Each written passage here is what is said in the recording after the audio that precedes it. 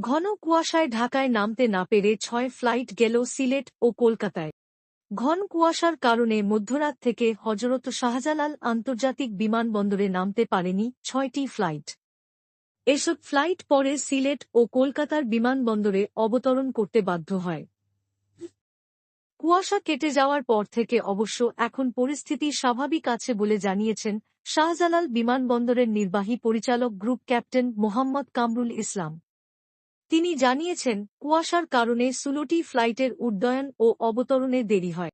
বিমানবন্দর সূত্র জানিয়েছে, ফ্লাইট উড্ডয়ন ও অবতরণের অপেক্ষায় থাকায় বিমানবন্দরের রানওয়েতে কিছুটা ভিড়ের সৃষ্টি হয়েছে। গ্রুপ ক্যাপ্টেন মোহাম্মদ কামরুল ইসলাম প্রথম আলোকে বলেন, গতকাল দিবাগত রাত ৩:৩০ থেকে ৪:৫০ পর্যন্ত হজরত শাহজালাল আন্তর্জাতিক বিমানবন্দরে ঘন কুয়াশার কারণে ৬টি যাত্রীবাহী ফ্লাইট ডাইভার্ট হয়ে সিলেট ও কলকাতা বিমানবন্দরে অবতরণ করে। কামরুল ইসলাম জানান, পরে আজ সোমবার সকাল ১০:৩০টার পর ডাইভার্ট ফ্লাইটগুলো পর্যায়ক্রমে হজরত শাহজালাল আন্তর্জাতিক বিমানবন্দরে স্বাভাবিকভাবে ফিরে আসতে শুরু করে।